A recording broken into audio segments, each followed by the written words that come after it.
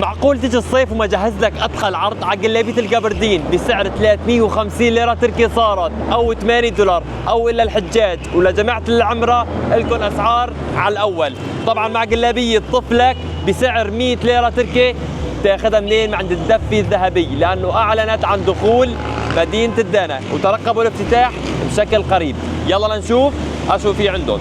وابو خالد يا جماعه هو صاحب الشركه هون وصاحب الفرع، طبعا عنده معمل بالشيخ نجار كثير كبير وفيكم تقولوا بيعطي 3/4 حلب وادلي. بدايه ابو خالد مبارك ما عملته. الله يبارك فيك. معانا سداس صلاه ب 50 ليره تركي، معاي قلابي ولادي ب 100 ليره تركي، بنطال 100 ليره تركي بنطال رجالي كمان دفي الذهبي. اللهم صل على سيدنا محمد. بالنسبه للقماش معاي قماش 3 امتار ب 5 دولار. 5 دولارات؟ اتحدى اكبر تجار. 5 دولار على عين 3 امتار 5 دولار. قماش كمردين للحجاج. هي مناسبة الحجاج. ابدا ابو خالد. طيب هلا باكي التجار رفعت عليك دعوه؟ ما حدا بيحسن يرفع ابدا. نحن قد ان شاء الله. خلص لكم بهذا المجال؟ صرنا 40 سنه في هالمجال بحلب وهلا صرنا في ادلب. معروف شركه الادبر معروفه بحلب ما شاء الله تبارك الرحمن. يا جماعه طبعا يا جماعه كل هذا الشيء اللي عم تسمعوه وعم تشوفوه هو لسه ما صار افتتاح. يوم الافتتاح رح يكون في شيء لسه كثير كبير.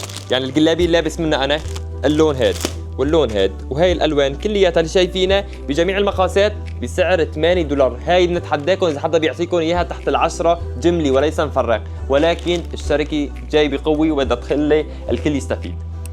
ويا جماعه انا بنصح الكل يجي ياخذ هيك جلابيه. اشو قماشه باردة مثل الثلج. قماش فيكسكوز نوع اول قطن 100%، 8 دولار.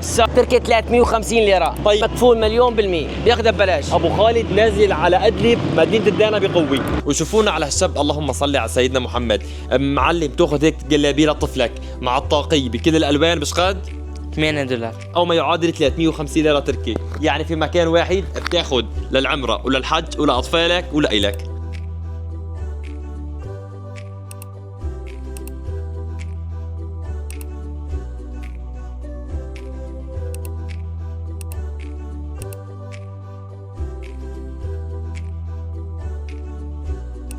والعنوان يا جماعه طبعا السراس طرمدة الدانا. هذا اللي شايفينه خلفي هو دوار الدانا الزراعي. طبعا بتلفوا وبتجي يا جماعه. في عندك هون شركه العباس للطاقه البديله معروفه. طبعا هون عندك علاء الالكترونيات معروفه. الذفي الذهبي. ما بضيع حدا، عم نستناكم